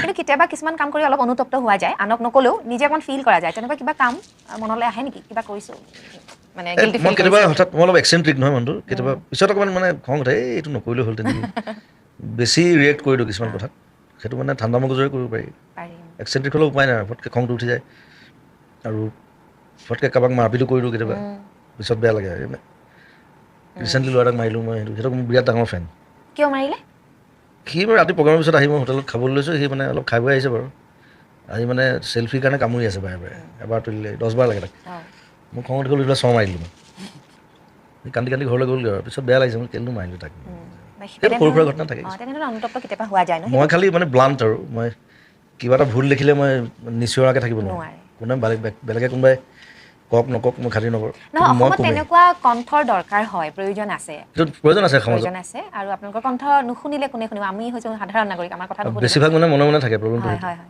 সেইকাৰণে অকণমান ফ'ৰ্চ এটা দিয়া এটা মানুহ থাকিব লাগিব হয় সেই চেতনা থকাটো যদিও মই পলিটিকেল নহয় মই নন পলিটিকেলি মই চিয়ৰ পলিটিকেলৰ কথা ওলাইছে যদি ৰাজনীতি আৰু জুবিন গাৰ্গ বুলি যদি কওঁ তেতিয়াহ'লে মই আনি দিছোঁ আৰু সেইটোত মই একেবাৰে নাই মই খালি কা আন্দোলন লাগি দিছিলোঁ কাৰণ সেইটো আমাৰ দৰকাৰ আছিলে কাৰণ সেইটো বস্তু বেয়া পাইছিলোঁ মই এতিয়াও বেয়া পাওঁ এতিয়াও বিৰোধিতা কৰোঁ ৰাজনীতি শব্দটোক আপুনি কেনেকৈ ডিফাইন কৰিব ৰজাৰ নীতি আৰু সেইটোৱে ৰাজনীতি ৰাজনীতি ৰাজনীতি ৰজাই যিটো কয় সেইটোৱে হয় ৰাজনীতি ৰজা কেনেকুৱা হোৱা কাৰণ উচিত ৰাজনীতিত মানে উঠাৰ লগে লগে সেই ৰজাই হৈ যায় এইটো সেই ৰজাজন কেনেকুৱা হোৱা উচিত তেতিয়া প্ৰজাটো পাহৰি যায় অঁ যে প্ৰজাই যে ৰজা বনাইছে সেইটো কথা বেছিভাগ মানুহে পাহৰি যায় সেইটো নাপাহৰিলে ভাল ৰজা তেনেকুৱা হোৱা উচিত মই একদম ছ'চিয়েলিষ্ট মই লেফটিষ্ট মানুহ মই বিজেপিও নহয় মই কংগ্ৰেছো নহয় মই এজিপিও নহয় মই কোনো পাৰ্টিত নাই আজিলৈকে আৰু মোৰ ছ'চিয়েলিষ্ট চিন্তাধাৰা এতিয়া ইণ্ডিয়াত নাই কোনো ফ'ল' নকৰে যিকেইটাই ফ'ল' কৰে সেইকেইটা মনে মনে থাকে লুকাই থাকে তাৰমানে ভয় খায় কিন্তু মই অপেনলি কওঁ যে আমি ছ'চিয়েল লেফটিষ্ট মই চেপলিন ভাল পাওঁ মই চে গুৱেভাৰা ভাল পাওঁ বিষ্ণুৰাভা ভাল পাওঁ সেইটো চিন্তাধাৰা মানুহ আপুনি নিজৰ মনৰ মালিক আচলতে সেইটো বস্তু আপুনি গোটেই আপোনাৰ সত্তাটোতে ধৰা পৰে এই যে আৰু আপুনি চব চিন্তা মানুহৰ কাৰণে নিজৰ কাৰণে একো চিন্তা একদম নহয় সেইটো মানে কি ধৰি লওক আপুনি আজিও দেখিছোঁ আপুনি ৰং বিৰঙী শ্বাৰ্ট পিন্ধে টুপি এটা ব্লেড এখন পিন্ধি আছে চশমাৰ আকাৰত এই যে খুব জিলিকা জিলিকি কাপোৰ পিন্ধে কেতিয়াবা মানে নিজক অলপ বেলেগ ধৰণৰ ব্যতিক্ৰমী যে ৰূপত যে ওলাই সেইটো আপোনাৰ হবি নে নে সেইটো আনক আকৰ্ষণ কৰিবলৈ এনে নিজৰ ভাল লাগে বেছিভাগ গিফ্ট কিন্তু দেই পেণ্টটো গিফ্ট শ্বাৰ্টটো গিফ্ট সেইটো আচলতে গম পাই ন আপুনি এজন ঘড়ীটো ৰঙিয়াল গিফ্ট মেজাজৰ মানুহ ব্ৰেচলেটডাল গিফ্ট টুপিটো গিফ্ট চশমাযোৰ গিফ্ট তো মানুহৰ গিফ্টবিলাক এনেকুৱা কিয় হয় তো জানিব লাগিব আপোনাৰ টেষ্ট মোক তেনেকুৱা আজিলৈকে অকল খালি জাঙিয়াহে গিফ্ট দিয়া নাই কোনো মোৰ বম্বেত গাড়ী গিফ্ট দিছে হণ্ডা চিভিক এখন ৰিচেণ্টলি দাদাজনে 5 লাখ টকা ঘড়ী গিফ্ট দিছে মই ঘড়ী নিপিন্ধোঁ আগতে 1 লাখ টকা জোতা দিয়ে বোলো ইমান দামী বস্তু কিয় দিছে সঁচীয়া বস্তু দিয়ক মৰমত দিছে পিন্ধি আছোঁ আৰু উপায় নাই এইটো জাঙিয়াকেইটা মানে আপুনি নিজে কিনিবলৈ যায় সেইকেইটা নিজে কিনে অ'কে ঠিক আছে চ' আৰু এটা কথা সুধোঁ এই যে কেতিয়াবা হঠাৎ খুটা বগাই দিয়ে হয় নাই হঠাৎ মই নিজে আছোঁ এখন ধাৰাপুৰ নহয় মই নামটো মেনশ্যন কৰিলে ভুল হ'ব মই একদম নামটো পাহৰিছোঁ এয়াৰপৰ্টৰ সিফালে ঠাইখনলৈ গৈছিলোঁ তাত মই এংকাৰিং কৰিছিলোঁ আপোনাৰ শ্ব' এটাত বাৰে প্ৰতি আপুনি মানে খুব গৰম লাগিছে আপুনি গামোচাখনেৰে মুচি আছে এটা সময়ত আপুনি মানে এনেকুৱা ধৰণৰ এটা প্ৰতিক্ৰিয়া মানে আপুনি গামোচাখন পেলাই দিলে সেইবিলাকত কাৰণ থাকে কাৰণ সেই গামোচাখন শিপিনীয়ে বোৱা গামোচা নাছিলে অসমীয়া মই চুলেই গম পাওঁ চ' মই সদায় সেইটোত এমফেচিছ দিওঁ যে আমি আমাৰ শিপিনীয়ে বোৱা গামোচা ইউজ কৰিব লাগে চাউথৰ পৰা সেইবিলাক মানে হেৰিত লুমত বনাই পেলাই পঠায় সেইবিলাক মানুহে চিনি নাপায় আছিলে কিনি দিয়ে কিন্তু সেই সজাগতাটো আমাৰ লাগে আমাৰ নহ'লে আমাৰ শিপিনীবিলাক মৰি যাব বাহিৰৰ হেৰি খাই আছে গোটেই পইচাটো চ' সেইটো কাৰণে দলিয়াই দিছিলোঁ খঙত সেই উদ্দেশ্যটো বাৰু ঠিকে আছে কিন্তু এতিয়া খুটাটো বগাই দিয়ে মই কৈছিলোঁ যে এইবিলাক গামোচা নালাগে কিন্তু খুটাটো বগালে আপোনাৰ যদি কেতিয়াবা পৰি আহে তাৰপিছত আপোনাৰ মই ভাল বগাওঁ সৰুৰ পৰা গছ চছ বগাওঁ তামোল গছ বগাওঁ এতিয়াও বগাওঁ খুটা বগাটোতো এটা কাৰণ আছে সেইটো বহুতে নাজানে মই কৈছোঁ বাৰু আজি সেই প্ৰগ্ৰেমটোত মানে কি মনোৰঞ্জন সিঙে পাতিছিলে এনি টিভি শ্ব' আছিলে চ' মোক টানিয়াজুৰিৰ ভিতৰলৈ ভৰাই লৈ গ'ল বহুত ভিৰ আছিলে আৰু বাহিৰত মানে 1 ঘণ্টামান ৰামেশ্বৰ পাঠক আমাৰ লোকগীতৰ সম্ৰাট তেখেতক থিয় কৰাই থৈ দিলে 1 ঘণ্টামান বাহিৰত আৰু ইভেন জয়াপ্ৰদাকো আহিছিলে জয়াপ্ৰদাকো সোমাওঁতে 0.5 ঘণ্টামান থিয় কৰাই থৈছে চ' সেই মিছমেনেজমেণ্টটো দেখি পেলাই মোক খং উঠিলে তো মই মনোৰঞ্জন সিঙক ক'লোঁ মই বোলো আজি মই মদ খাম আৰু গোটেই শ্ব'টো ধ্বংস কৰি পেলাম এইটো মানে প্লেনিং আছিল য়েছ মই কৈ পেলাই কৰোঁ মই লোক ধাককৈ একো নকৰোঁ মনোৰঞ্জন সিঙে মোক এনেকৈ কৈছে প্লিজ জুবিন ভাই প্লিজ ডোণ্ট ডু ইট মই উইল ডু ইট পানিছমেণ্ট মানে সেইটো আছিল punishment what did you do that Rameshwar Pathak তাৰপিছত গুচি গ'ল ঘূৰি 1 ঘণ্টা বুঢ়া মানুহটো থিয় হৈ আছে তেওঁ শ্ব' কৰিবলৈ নহ'ল আৰু তেওঁক না কিবা চিফ গেষ্ট নে কিবা মাতিছিলে আচ্ছা তাৰপিছত আৰু মোক খং উঠি গৈ আছে আৰু লাষ্টত 3টামান গান গালোঁ তাৰপিছত বগাই দিলোঁ শ্ব'খন ধ্বংস চেছ অ'কে মোৰ কাৰণ এটা থাকে মই এনেই নকওঁ অ'কে মানে আৰু কাৰণ এটা থাকে মদ শব্দটো উলিয়াইছে যেতিয়া সেইটো এটা সোধোঁ আৰু অকণমান দৃষ্টতা কৰোঁ মদৰ লগত বহুত মিতিৰালি আপোনাৰ গোটেই সহযাত্ৰীসকলে জানে বহুত মই কিন্তু বহুত দেৰিকৈ মদ খাইছোঁ দেৰিকৈ মদ খাইছে কিমান বয়সৰ মই পৰা ডিগ্ৰী 2nd year মানত প্ৰথম মদ খাই পাইছোঁ তাৰ আগতে মই খোৱা নাছিলোঁ তেতিয়া আমাৰ লগৰবোৰে খাই মই নাখাওঁ চ' সেই ইমান আমি সেইখিনি কথা নাজানো কেতিয়াৰ পৰা আৰম্ভ কৰিছে আজি শ্ব'টোত বাৰু গম পাইছোঁ অকণমান দেৰি মদটো মাজে মাজে বাঢ়ি যায় কেতিয়াবা আকৌ কমাই দিওঁ মই সেইটোৱে জানিব বিচাৰিছোঁ বিকজ মানুহে আপোনাক নিবিচাৰে সেইটো ৰূপত স্বাস্থ্যটোৰ কথা ভাবে কিন্তু সেই যে ইমান মিতিৰালিৰ পিছত আপোনাক মদে আপোনাক কি দিলে বুলি ভাবে আৰু মদৰ পৰা কি হেৰুৱালে বুলিও ভাবে কিবা যদি মদে মোক ইনস্পায়াৰ কৰিছে বাৰু নকৰা নহয় মোৰ খুব বেছি ধুনীয়া গানবিলাক বেছিভাগ মদ খাই বনোৱা গান প্ৰথম কথা সেইটো কিয় হয় আচলতে সেইটো ৰেষ্টলেছনেছ সেইটো একো নাই সেইটো মদ খালে পৰা খং চং বাঢ়ি যায় সেইটো বেয়া এটা কথা আৰু লিভাৰ প্ৰব্লেম হয় সাধাৰণতে মোৰ হৈছিলে মাজত আৰু মদে মোক গণ্ডগোল কৰিছে বহুত নকৰা নহয় কাজিয়া পেচাল হৈছে বহুত আৰু অভঙালী কৰিছোঁ বহুত আৰু কা আন্দোলনৰ সময়ততো মানে বহুত বেছি হৈ গৈছিলে মই শুবলৈ নাপাওঁ ৰাতিপুৱাই লৈ যায় আন্দোলন কৰিবলৈ যাওঁ যেতিয়া মদ খাই দিওঁ তাৰপিছতে বেমাৰ হ'ল এট্ৰপি চ' সেইটো এটা কাৰণ গতিকে মদটো আচলতে কণ্ট্ৰলত খাব পাৰিলে ভাল এতিয়া কণ্ট্ৰলত খাই এতিয়া সদায় control- খাই নেকি আপুনি ৰেগুলাৰ খাওঁ আমাৰ গোটেই চাৰ্কলটো তেনেকুৱা সেইটো হয়। য'তেই যাওঁ মদটা উলিয়াই আৰু কোনোবাই কয় আপোনাৰ কোনোবাই আৰু মই ইনচিষ্টো কৰে ষ্টুডিঅ'ত আৰু মই ইমান বেছি কাম কৰোঁ ষ্টুডিঅ'ত ৰাতিপুৱালৈকে কাম কৰি থাকোঁ 7টা বাজি যায় আজিকালি মই 1টা বজাত শুই দিওঁ 1টা আগতেতো লাষ্ট মই 35 বছৰ মই হোল নাইট কামেই কৰি আছোঁ ৰাতিপুৱালৈকে গম নাপাওঁ কেইটা বজাত ষ্টুডিঅ'ত সোমাই থাকোঁ গান কৰি থাকোঁ মদ খাই থাকোঁ চ' তেতিয়া সেই পৰিমাণটো বাঢ়ি যায় নিজে গম নাপায় সেইবিলাকে অলপ গণ্ডগোল কৰে পিছত আৰু কোনোবাই ইনচিষ্টো কৰে নে খাবলৈ নে নিজে নাই মোক নকৰে মই কাকো ইনচিষ্ট নকৰোঁ মোকো নকৰে আৰু মই বেলেগৰ মদো নাখাওঁ মই নিজে লৈ আহোঁ মই নিজে খাওঁ কোনোবাই যদি খাব বিচাৰে মই খুৱাওঁ ফ'ৰ্চ নকৰোঁ চ' ইটছ লাইক দেট আৰু মদটো কমাই খাব পাৰিলে ভাল চবকে কওঁ আজি এই শ্ব'টোৰ পৰা গৈ আৰু খালে ভাল মদ খাব লাগে দামী মদ মুঠতে খাব ভাল লাগে ভাল মদ যদি খাই মানে ভাল মদ খাওঁ কিছুমানে সস্তীয়া মদ খাই দিয়ে বেয়া কথা এফৰ্ড কৰিব নোৱাৰে বাৰু চবে তাৰমানে এইটো ডিপেণ্ডছ মানে এনেকুৱা হয় নেকি যে আপুনি এতিয়া আমাৰ এই শ্ব'টোৰ পৰা যেতিয়া যাব যদি তেনেকুৱা এটা বিশাল পৰিৱেশ তেনেকুৱা ধৰণৰ হয় পৰিৱেশ এটা থাকে তাত হয়তো বেছি খাই দিব পাৰে আৰু যদি পৰিৱেশ এটা সৃষ্টি নহয় তেতিয়া কমো খাব পাৰে নাই এইকেইদিন মই ইমান খোৱা নাই এইকেইদিন মই ৰেগুলাৰ কাম কৰি আছোঁ বাৰু কিন্তু কম খাই আছোঁ অলপ আৰু আজি তেনেকুৱা একো নাই আজি প্ৰগ্ৰামৰ পিছত মোৰ ফ্ৰেণ্ড এজন আহিছে বেষ্ট ফ্ৰেণ্ড এজন তাৰ লগত ডিনাৰ কৰিম তেতিয়া চাগে 2টা পেক খাম আৰু খাব আৰু মুঠতে ইহঁতে খুব হাঁহিছে ইয়াত আছে কেইটামান খোৱা মদটো চবেই খায় সেইটোৱে। মদটো তাৰমানে ট্ৰেডিশ্যন নহয় জানো আমাৰ চব ট্ৰাইবেল নহয় ময়ো এতিয়া আহোম ছোৱালী আমাক আহোমৰ মানে চবে জন্মতে ঘৰতে মুখত বনায়। দিয়ে ন মুখতে দি দিয়ে আৰম্ভণিতে কেঁচুৱা জন্ম হ'লে প্ৰথমে এইটো দিয়ে সেনেকৈ মই খাইছোঁ বাৰু এইটো ৰহি বুলিয়ে কয় আপুনি গ'লে খুৱাম শিৱসাগৰ এতিয়া কথা হ'ল হেৰি আৰু আকৌ এটা আমি গান শুনিম কিন্তু আৰু মই আপোনাৰ কাৰণে এটা পৃথিৱীৰ বিভিন্ন দেশৰ মানে বাহিৰত যেতিয়া যাওঁ পৃথিৱীৰ চব দেশৰে বেলেগ মদ থাকে বেলেগ ধৰণে বনায় বেলেগ টেষ্ট মই টেষ্ট কৰি ভাল পাওঁ মুঠতে মদ খাব লাগে মদে মানুহক খাব নালাগে সেইটো হ'লে বেয়া আৰু সেইটোৱে হ'ব লাগে মূল মন্ত্ৰ মই ভাবোঁ হয়নে লিভাৰটো বেয়া কৰি দিয়ে ন প্ৰব্লেমটো লিভাৰ বেয়া কৰি দিয়ে এতিয়া এটা ছাৰপ্ৰাইজ আছে সৰু দিওঁনে আপুনি চাবনে আপোনাৰ খুব বেছি আপোনাক ভাল পোৱা এগৰাকী ব্যক্তি আপোনাক নামটো মই এতিয়া নকওঁ পিছত ক'ম আপুনি শুনি লওক আপুনি প্লে' কৰি ল'ব তেখেতে আপোনাৰ বাবে এটি বাৰ্তা দিছে গতিকে মই আপোনাক শুনাওঁ জুবিন গাৰ্গৰ বিষয়ে জুবিন গাৰ্গৰ সৃষ্টিৰ বিষয়ে জুবিন গাৰ্গৰ গানৰ বিষয়ে কথা পাতি থকা হৈছে আইচেংফাৰ যাত্ৰাত জুবিন গাৰ্গৰ বিষয়ে কথা পাতি থকা হৈছে জুবিন গাৰ্গৰ কথা সকলোৱে জানে অসমৰ সংগীত জগতৰ এটা বিশেষ অধ্যায়ৰ নাম জুবিন গাৰ্গ এটা সময়ত বিভিন্ন কাৰণত বিভিন্ন আৰ্থসামাজিক ৰাজনৈতিক আৰু সাংস্কৃতিক কাৰণত অসমীয়া গান শুনিবলৈ বেয়া পোৱা হৈছিল বিশেষকৈ যুৱ প্ৰজন্মই সেই সময়তে ডাৱৰৰ মাজৰ বিজুলীৰ দৰে জুবিন গাৰ্গ আমাৰ মাজলৈ আহিল আৰু জুবিন গাৰ্গৰ গানে ইমানেই বেছি জনপ্ৰিয়তা অৰ্জন কৰিলে বিশেষকৈ যুৱ প্ৰজন্মৰ মাজত পৰৱৰ্তী সময়ত সেয়া যুৱ প্ৰজন্মৰ পৰা তাতকৈ সৰু শিশুসকলৰ বা বয়সস্থ লোকসকলৰ মাজলৈও সেই জনপ্ৰিয়তা গ'ল তো জুবিন গাৰ্গৰ গানে অসমীয়া ল'ৰা ছোৱালীক অসমীয়া গান শুনিবলৈ এক প্ৰকাৰ বাধ্য কৰালে বুলি ক'লেও হয়তো ভুল কোৱা নহ'ব জুবিন গাৰ্গৰ গানৰ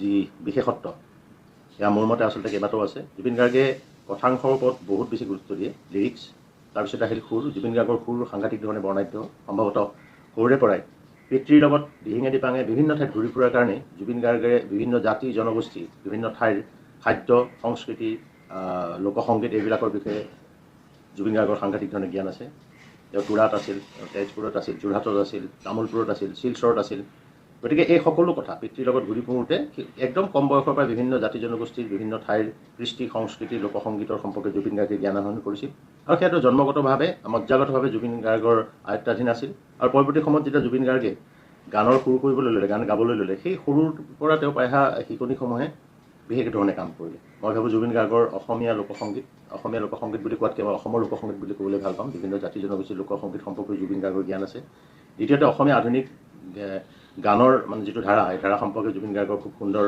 জ্ঞান আছে আৰু ভাৰতীয় সংগীতৰ বিষয়েও জুবিন গাৰ্গৰ চৰ্চা আছে জ্ঞান আছে আৰু আটাইতকৈ ডাঙৰ কথা পাশ্চাত্য সংগীত আৰু মধ্যপ্ৰাচ্যৰ সংগীত বা আমি আৰবিয়ান হেৰি বুলি ক'ব পাৰোঁ মিউজিক বুলি সেই সম্পৰ্কে জুবিন গাৰ্গৰ জ্ঞান আছে এতিয়া জুবিন গাৰ্গে এই গোটেইখিনি বস্তু একেলগে আনি গোটেইখিনি অসমীয়াকৰণ কৰিছে সেইকাৰণে জুবিন গাৰ্গৰ গীত জুবিন গাৰ্গৰ কণ্ঠ জুবিন গাৰ্গৰ কথা জুবিন গাৰ্গৰ সুৰ জুবিন গাৰ্গৰ সংগীত এই সকলোতে এটা অসমীয়া গুণ আছে যদিওবা তাত বিভিন্ন ক্ষেত্ৰৰ বিভিন্ন সুৰৰ বিভিন্ন সৃষ্টিৰ বিভিন্ন ধাৰণাৰ বিভিন্ন ঘৰাণাৰ সংমিশ্ৰণ ঘটিছে কিন্তু আটাইতকৈ ডাঙৰ কথা গোটেইখিনি সংমিশ্ৰিত ঘৰাণা মানে উপাদান সমল গোটেইখিনিয়ে জুবিন গাৰ্গে অসমীয়াকৰণ কৰিছে মঞ্চৰ গীত থিয়েটাৰৰ গীত, চিনেমাৰ গীত, বিভিন্ন উপলক্ষৰ গীত, এই সকলো ক্ষেত্ৰতে জুবিন গাৰ্গে ইমান সুন্দৰকৈ পৰিৱেশন কৰে আৰু গীতৰ শব্দ আৰু সুৰে দাবী কৰা আৰু সংগীতে ক'বলগীয়া ধৰণে মানে জুবিন গাৰ্গৰ কণ্ঠই আচলতে সুন্দৰকৈ কথা কয় আৰু সেইকাৰণে জুবিন গাৰ্গৰ গুণগ্ৰাহী গান ভাল পোৱা মানুহ দিনক দিনে কমি অহা নাই, বাঢ়িহে গৈছে। আৰু দিন বাগৰাৰ লগে লগে জুবিন গাৰ্গৰ অভিজ্ঞতা এনে কিছুমান মানে কথা শিকাইছে যে মানে সকলোৱে হয়তো জানে যে এটা দিনত জুবিন গাৰ্গে 37টালৈকে গান বাণীবদ্ধ কৰিছিলে ষ্টুডিঅ'ত, কিন্তু সেই সময়ত গোটেই কথাবিলাক আচলতে বুজি পোৱা হোৱা নাছিল। এইবিলাক যদি তেতিয়াই ছিষ্টেমেটিকেলি আগবাঢ়িলে হয় মানে পদ্ধতিগতভাৱে, তেতিয়াহ'লে হয়তো জুবিন গাৰ্গে এটা আন্তৰ্জাতিক স্বীকৃতি কেতিয়াবা পালেহেঁতেন।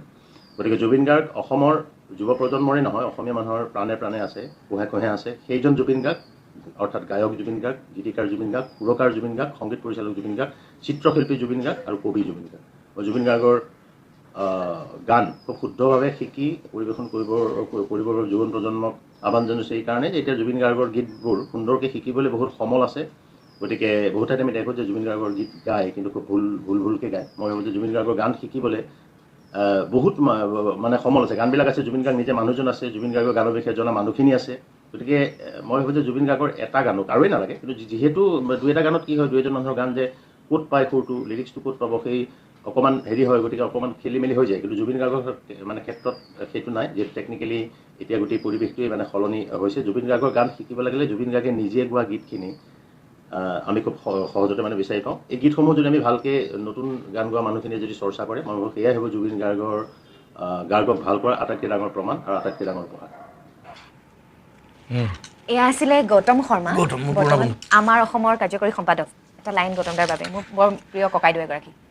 গৌতম আমি বহুত পুৰণা বন্ধু। আমি সি ইউনিভাৰ্চিটিত থাকোঁতে তেতিয়া মোতকৈ অকণমান ডাঙৰ সি, কিন্তু আমি তয়ে কথা পাতোঁ আৰু তেতিয়াৰ পৰা ৰিলেশ্যনটো আছে আমাৰ। ইউনিভাৰ্চিটিৰ সময়ত ইউথ ফেষ্টিভেল হওক কিবা হওক, চ' তাৰপিছত সি সাংবাদিকতাত সোমাল, মই গুচি আহিলোঁ এইটো লাইনত। আৰু এতিয়াতো আৰু বেছি আমি মানে ইনভলভ একেলগে, কাৰণ গৌতমৰ পুত্ৰ ৰাহুল গৌতম শৰ্মা, সি মোৰ লগত কনষ্টেণ্ট কাম কৰি আছে। এতিয়া সি মোৰ চিনেমাটো এছিষ্ট কৰিছে, গান লিখে মোৰ, সি গানো গায়, ভাল এক্টিঙো কৰে। চ' তাক মই লোৱাৰ নিচিনা ভাবোঁ। আপোনাক পিতা বুলিয়ে মাতে সি? মাতে আৰু তেল মাৰিব লাগিলে পিতা বুলি মাতে, এনেই জুবিন বুলি মাতে। ৰাহুল খুন্দি চ' কিবা এটা যদি দৰকাৰ হয় তাক, তেতিয়া পিতা হৈ যাওঁ। এনিৱে সি টেলেণ্টেড ল'ৰা, সি ভাল পায়। এনি টাইম আমি একেলগে থাকোঁ। সি অলপ দেৰি আগত ফোন কৰিছোঁ। চ' গৌতম সেই ধৰণে আৰু আমি ককাই ভাই নিচিনা, কথাটো তেনেকুৱা, বন্ধু বুলি নহয়, লাইক এ ব্ৰাদাৰ। আৰু গোটেই জীৱন এনেকৈ থাকিম একেলগে। গৌতম দা, আপোনালৈ মৰমখিনি দিছে খুব ধুনীয়াকৈ, থেংক ইউ খুব ধুনীয়া বাৰ্তাটোৰ বাবে। বাকী জুবিন দা, আপোনালৈ আৰু এটি ছাৰপ্ৰাইজ আছে। আপুনি ছাৰপ্ৰাইজেছ ভাল পায়নে? ভালেই লাগে। অ'কে, এয়া অকণমানি মোৰ ভাই এজন, আপুনি দেখিলে গম পাব। অ'কে, আইচেংফা বা জুবিন গাৰ্গ আৰু মোৰ এটা বৰ ভাল লগা স্মৃতি আছে। এবাৰ ফেচবুকত মই জুবিন গাৰ্গৰ বিষয়ে কিছু কথা লিখিছিলোঁ আৰু তাৰপাছত এখন মঞ্চত আইচেংফা বাই জুবিন গাৰ্গৰ সন্মুখতে কথাখিনি পঢ়ি শুনাইছিল। তেতিয়া জুবিন দাই মোৰ বিষয়ে দুই এটা শব্দ কৈছিল, সেইখিনি মই আজিও আশীৰ্বাদ হিচাপে গ্ৰহণ কৰোঁ। আমি এটা কথা সদায় বিশ্বাস কৰি আহিছোঁ যে আমাৰ প্ৰজন্মটোৰ বাবে আমাৰ শৈশৱ, আমাৰ কৈশোৰ, আমাৰ যৌৱন, তিনিওটা কালত জুবিন গাৰ্গ আমাৰ বাবে আটাইতকৈ ডাঙৰ উপহাৰ। জুবিন গাৰ্গৰ গানতেই আমাক নিজকে বিচাৰি পাইছোঁ। আমাৰ ৰ'দ, বৰষুণ, বতাহ, ধুমুহা, সুখ, দুখ সকলোতে জুবিন গাৰ্গ আমাৰ সৈতে আছে, লগত আছে সেই কণ্ঠটো। আৰু এটা কথা মই সদায় বিশ্বাস কৰি আহিছোঁ, 90 দশকৰ পাছত যদি আমাৰ প্ৰজন্মবিলাকে অসমীয়া ভাষা কৈছোঁ, তাৰ শ্ৰেয়ভাগ কৃতিত্ব জুবিন গাৰ্গৰ, আৰু শ্ৰেয়ভাগ কৃতিত্ব জুবিন গাৰ্গে দাবী কৰিব পাৰে। জুবিন গাৰ্গৰ প্ৰত্যেকটো গীতত, প্ৰত্যেকটো গানত যেতিয়া আমি জুবিন গাৰ্গৰ গান শুনিছোঁ, আমাৰ মনত সেই প্ৰফুল্লতা আহিছে। আৰু মই সেইবাবে বিশ্বাস কৰোঁ জুবিন গাৰ্গ আমাৰ প্ৰজন্মটোৰ বাবে মেডিচিনৰ। ঠিকে আছে। এয়া হৈছে ত্ৰিদীপ ভাগৱতী। ত্ৰিদীপ সি কালি আছিলে মোৰ লগত, কালি না পৰহি আছিলে মোৰ ষ্টুডিঅ'ত। এতিয়া কটনৰ সভাপতি নেকি? সি কিবা এটা প্লেন এটা কৰিছে এইবাৰ, এই মাহতে, কিবা মোৰ ওপৰত কিবা এটা ষ্টেট লেভেলত কুইজ কৰিব। চ' সি সেইকাৰণে মোক সুধিবলৈ আহিছে। অঁ, সি বৰ তৰ্ক কৰে। মোৰ লগত নকৰে বাৰু, তৰ্কটো ভাল, একো নাই। আৰু সি আহি থাকে, ৰাহুলে মোক চিনাকি কৰি দিছিলে তাক। চ' সি এটা ভাল প্লেন কৰিছে, ষ্টেট লেভেলত কুইজ। মই কৈছোঁ মই যাম বাৰু, অলপ দেৰিৰ কাৰণে হ'লোঁ। আৰু প্ৰগ্ৰেছিভ ল'ৰা, চিন্তা ভাল, অকণমান ছ'চিয়েল লেফটিষ্ট মোৰ নিচিনা। চ' মইতো সৰু সুৰা বুদ্ধিজীৱী বুলিয়ে কওঁ। কিবা এটা ভাল হ'বগৈ, অসমত তেনেকুৱা প্ৰয়োজন মানে। আশীৰ্বাদ আছে, মৰম আছে। চ' এই নতুন প্ৰজন্মৰ সকলৰ বাবে, নতুন প্ৰজন্মৰ কিবা এটা কওকচোন, কি দেখেনে কিবা গোটেই প্ৰতিটো ফিল্ডতে অসমত? এনেইতো ভাল, পঢ়া শুনাৰ ক্ষেত্ৰতো ভাল ভাল কাম কৰি আছে দেখিছোঁ। এতিয়া ৰিচেণ্টলি স্পৰ্টছতো নাম কৰিছে যথেষ্ট অসমৰ ল'ৰা ছোৱালী। মিউজিকতো নতুন নতুন ওলাইছে ছিংগাৰ ভাল। মই বহুতক গাই আছোঁ, ছোৱালী ল'ৰা।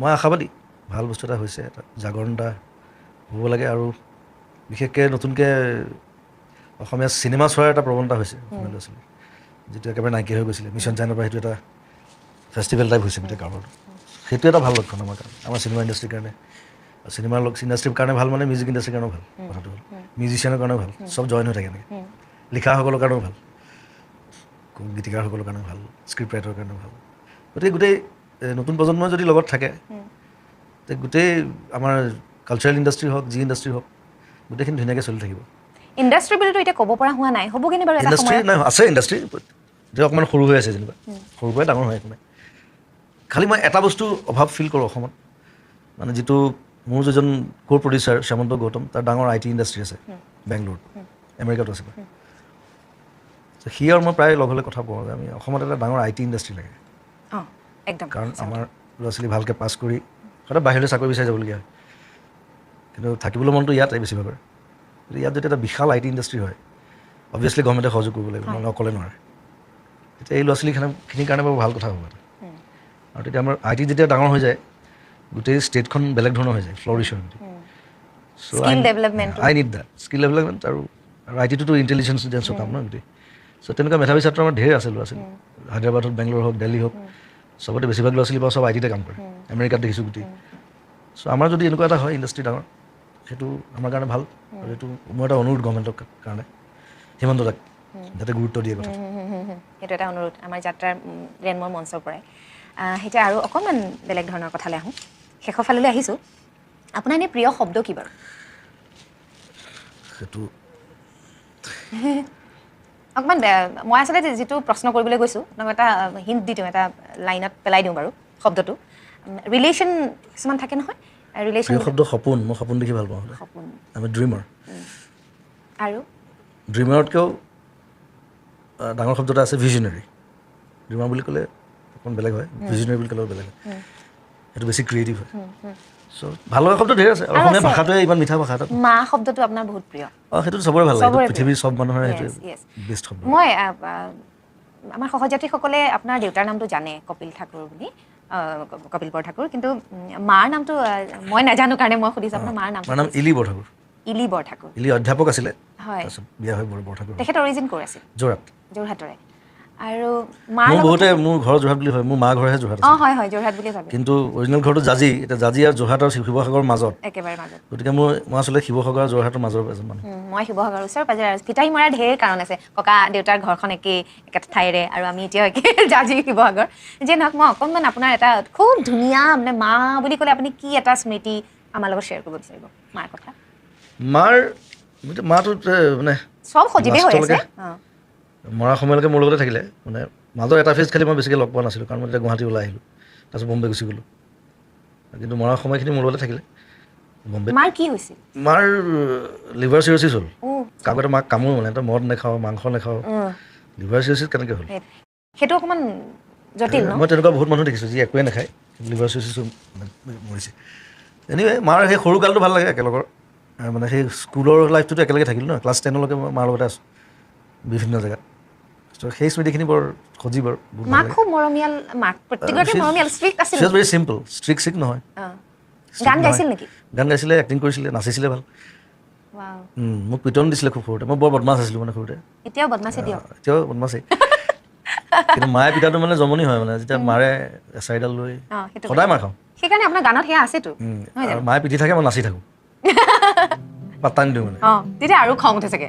বিৰাট খং উঠে তাৰপিছত আৰু বিচাৰি ফুৰিব লাগে মই ঘূৰি ফুৰোঁ য'ত ত'ত মানে ঘৰ দুপৰীয়া ৰ'দত বিচাৰি ফুৰিব লাগে ওচৰৰ মানুহৰ ঘৰে চৰে গছে চছে উঠি থাকোঁ এইবোৰ কৰি থাকোঁ চ' সেইবিলাক স্মৃতি আছে আৰু স্কুলৰ পৰা ঘূৰি আহি ঘৰত আকৌ মাকে পাওঁ চ' সেইবিলাক মই গানত লিখিছোঁ হয়, লিখিছে। সেইবিলাক লিখিছোঁ আৰু আৰু এই মাক মনত পৰি থাকে আৰু সৰু থাকিব মা আছে কাৰণে আশীৰ্বাদখিনি আছেও আকৌ অকণমান মই জংকিবাৰ কথা লৈ আহোঁ জংকিবাৰ কিবা কথা এটা কওক না মানে ইমান মৰমীয়াল মুখখন জংকিবাৰ মুখখন মোৰ মনত পৰি জংকী তাই বৰ ধুনীয়া আছিলে আৰু দেখিবলৈ আপোনালোক দেখিবলৈ প্ৰায় চিমিলাৰিটিজ আছে মানে দেখিবলৈ তাই যথেষ্ট ধুনীয়া ছোৱালী আছিলে ওখ পাখ নহয় অঁ ওখ পাখ হেল্ডি তাই সৰুতে তাইক কথক শিকিবলৈ লগাই দিলে মোৰ যিজন মোৰ তাবলা টিচাৰ আছিলে তেওঁক কথকো শিকায় ৰবীন্দ্ৰনাথজী ছাৰ জংকী খুব বেয়া নাচে ছাৰে মানে সদায় কমপ্লেইন কৰি নোৱাৰিব এনেই শিকি থাকে আৰু শিকিবলৈ দিছে মোক ভাল পায় কাৰণ মই তাবলা ভাল বজাওঁ তাৰপিছত তাই যেতিয়া যোৰহাট আহিলোঁ মই মেট্ৰিক পাছৰ পিছত তেতিয়া গানটোতো গাই থাকিম দেই, গানটো ভাল গায়।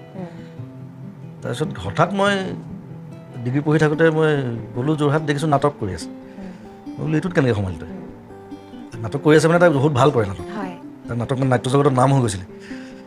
তাৰপিছত চিৰিয়েল কৰিলে, হঠাৎ সোমালে নাটকত এক্টিঙত। এইটো আচলতে ব্লাডত আছিলে চাগে। তাৰপিছত চিনেমা কৰিলে 2খনমান, 2-3খন কৰিছে নেকি। তাৰপিছতো তাই ঢুকাই থাকিলে, লাষ্টত ষ্টেজ শ্ব' কৰি আছিলে মোৰ লগত, তেতিয়া এক্সিডেণ্ট হ'ল। চ' খুব শ্বৰ্ট স্পেন তাই লাইফটো, কম বয়সতে। কিন্তু যিখিনি কৰিলে ভাল, যিকেইটা গান গাইছে ভাল ভাল গানে গাইছে। তাই নাটকৰ কথা এতিয়াও কয় মোক বহুতে, নাট্য জগতৰ ভাল ভাল গান। সেইকাৰণে আপুনি অভিনয়া সৃষ্টি কৰিছে? সেইটো মই তাইৰ নামত খুলিছোঁ।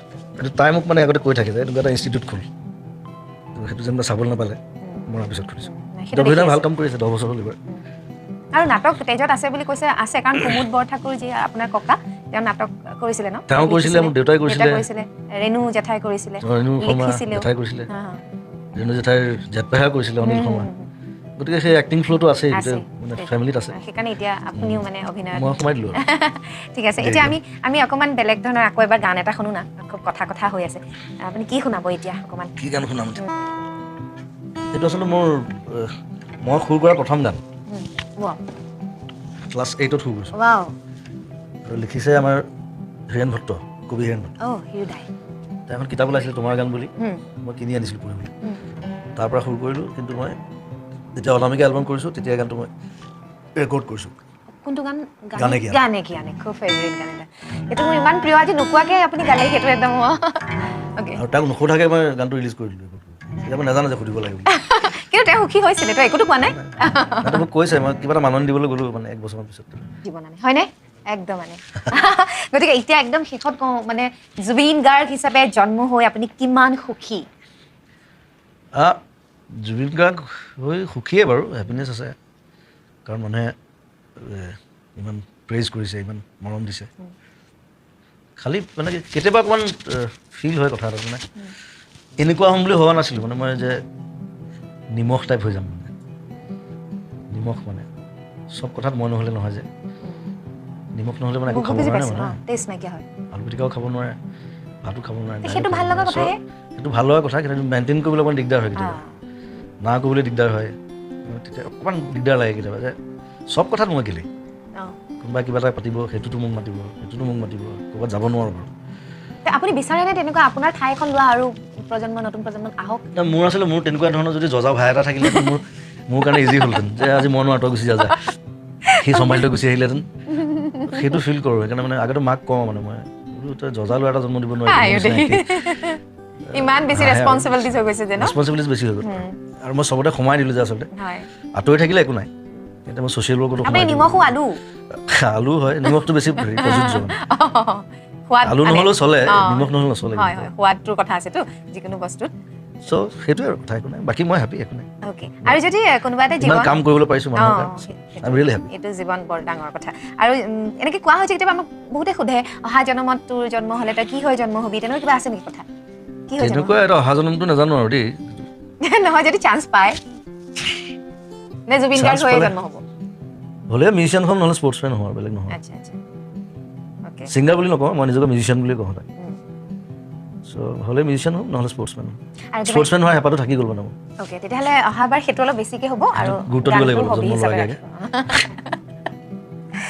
আগৰ পৰা ৱৰ্কআউট চৰ্কআউট কৰি আহিব লাগিব। ভিডিঅ'টো চাই কেনেকুৱা পালে কমেণ্ট বক্সত জুবিনদাৰ হৈ থাকিব লাগিব। যদি মোৰ ফেচবুকত নতুনকৈ আছে পেজটো ফ'ল' কৰিব, যদি মোৰ ইউটিউব চেনেলত নতুনকৈ আছে চেনেলটো মোৰ ছাবস্ক্ৰাইব কৰিব। জয় অসম, জয় জুবিনদাৰ, ধন্যবাদ।